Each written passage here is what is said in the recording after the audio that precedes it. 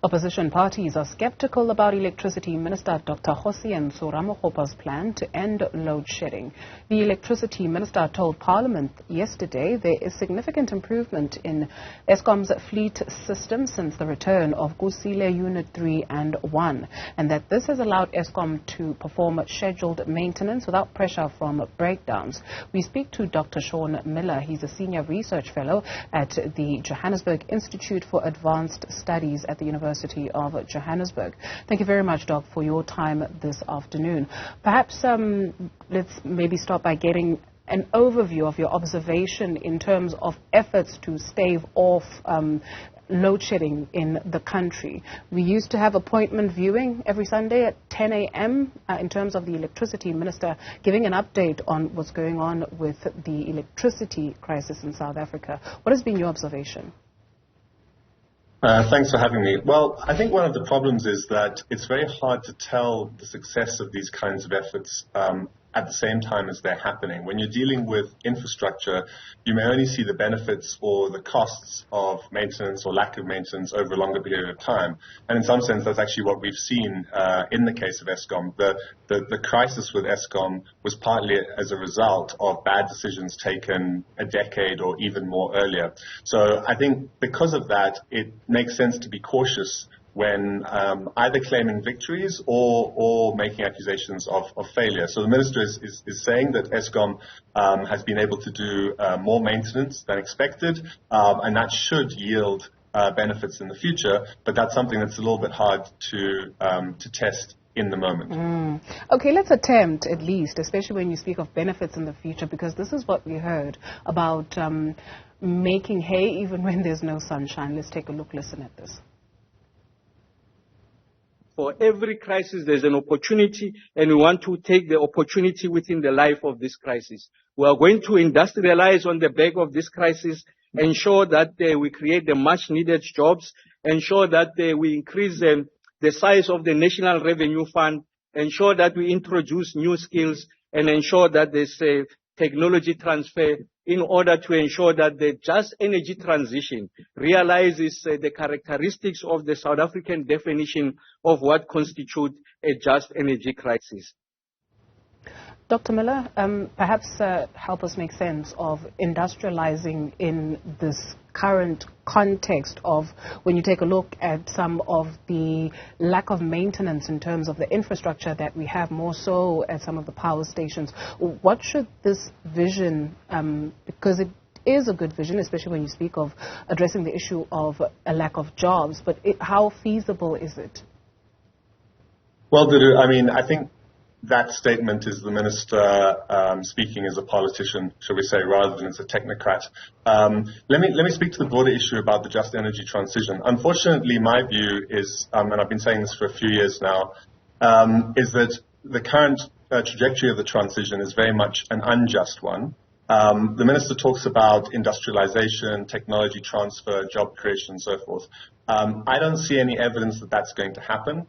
We see that what happened with the push towards decentralization of renewable energy generation, so the National Treasury providing an incentive, and then the removal of requirements for local procurement requirements, basically has led to massive imports of solar panels with relatively little local benefit. So I think one must be realistic and say that actually in addressing the energy crisis, the best that can be achieved is addressing the crisis itself.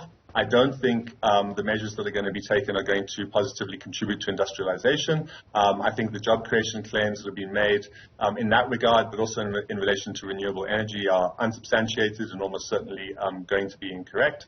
And for me, the biggest concern, which again I've been raising concerns about for 5 years, is that in bringing on new generation capacity, it's desirable in as much as addressing the problem of load shedding, the fact that Eskom can't meet demand with its current infrastructure and infrastructure performance.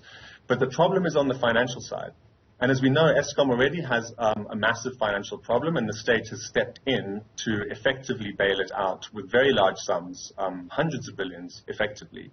But the decentralization of energy generation, which is helping on the load shedding side, is increasing Eskom's financial problems and also increasing the financial problems of municipalities.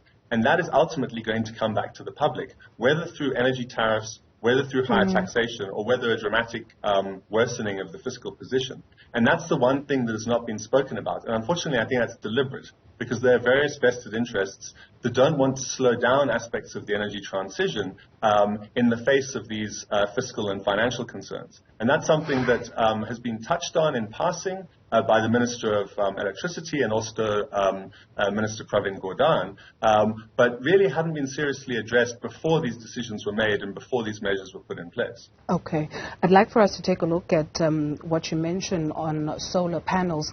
The Minister yesterday in Parliament also mentioned that uptake for solar panels in the country has almost doubled, given that you've got institutions that are also giving out South Africans loans to be able to get solar panels. What should this tell us? Because the Minister has also, quite recently also in his speeches, has spoken about it mustn't just be a just energy transition, but it must indeed be just for South Africans. How just is it that you have to take out a loan to be able to get a solar panel because you don't have electricity? Well, Guru, it's actually even worse than that, because what's essentially happening is that those people who can buy solar panels, whether they're doing it with a loan or without a loan, are effectively securing lower electricity costs than those South Africans who can't. So the tariff burden is gradually being shifted onto the people who are less able to pay. And this is actually worsening what's known as the electricity utility death spiral. And again, I was warning about this 5 or 6 years ago. So the Treasury has been aware of this, yet the Treasury has introduced incentives. So it's essentially paying wealthier South Africans, it's tax incentives, but it's effectively the same thing. They're kind of paying wealthier South Africans to invest in solar panels, which are actually going to reduce their long-term electricity costs, while other South Africans who are poorer can't access that.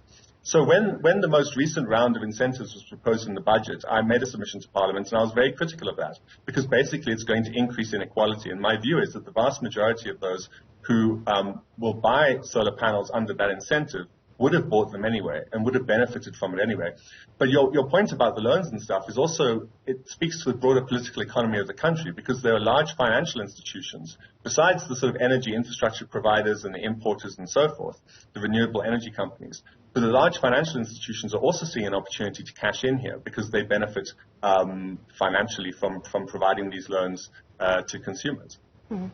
Dr. Muller, when you speak about energy tariffs and South Africans ultimately bearing the brunt in terms of now you are paying more for electricity, yesterday it was quite mixed in Parliament, right, with some saying, well, this move, especially more so on independent power producers, is going to make electricity more expensive for South Africans. Then you have those who, outside of Parliament though, who argue that already electricity is quite expensive in South Africa for the average South African. How should we then read the situation in trying to place all these just energy transition plans and energy this and energy that, when already South Africans are pinched when it comes to electricity, prepaid or not? Mm-hmm. Yeah, it's very difficult to explain this in a short period of time. Essentially, I would agree with both parties in the sense that electricity is now quite expensive for so-called ordinary South Africans, and furthermore, that renewable energy procurement is making it more expensive. Now, that seems counterintuitive, because we're often told that renewable energy is cheaper than existing energy sources. But what you kind of have to understand is that South Africa's already invested in the energy infrastructure that it has. There are loans on that. A large amount of Eskom's loans are for Medupi and Kusile, and those loans have to be paid by the public one way or another, because Eskom is a public entity, and many of those loans have effectively been taken onto the national balance sheet. So in some sense, one has to already pay for these energy infrastructure projects that are not performing as they should, and procuring new renewable energy on top of that adds to the costs. It doesn't take away the costs. So both of those things are kind of true. And then the second thing is, well, when we come back to this issue of the just transition, who is paying for that? And I've argued repeatedly, and really there haven't been any convincing counter-arguments, that essentially the cost is being shifted away from the beneficiaries of the transition, the sort of wealthier beneficiaries of the transition, onto everybody else. But it's being done by stealth. So ultimately this is going to have to be financed by public taxation or borrowing, which in the future will also be financed by taxation. But it's being done in a non-transparent and frankly somewhat dishonest way. And this also applies to the issue around the costs of different energy sources, because it's been obvious for a while that in order to increase the proportion of renewable energy used, we have to invest more in the grid. But nobody was saying anything about the cost of that investment. And now, in the Energy Minister's statement yesterday, he was mentioning a number of 390 billion, which is actually a lot lower than some of the other numbers I've seen. But that number doesn't tend to get factored into the cost, the estimated cost and the comparison of renewable energy projects compared to more traditional energy sources. So it's pretty complicated, but basically, the long-term prognosis is not looking very good. On the bright side, yes, things may improve on the load shedding side, but the unstated issue, which is growing in the background, is the financial and the fiscal side. Sure.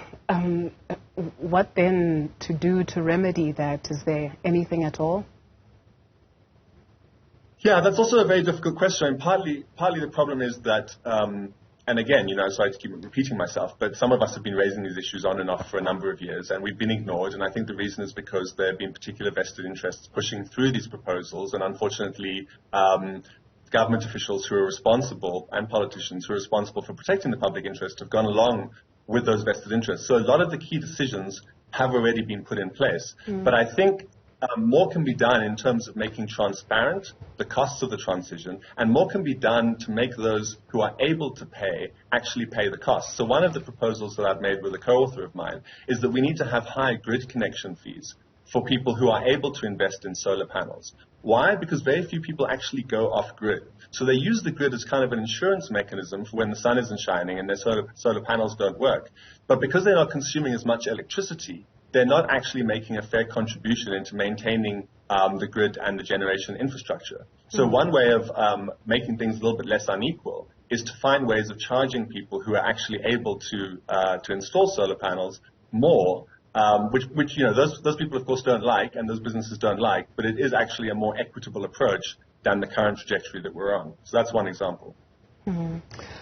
Dr. Sean Muller, thank you very much for your contribution this afternoon, Senior Research Fellow at the Johannesburg Institute for Advanced Studies at the University of Johannesburg.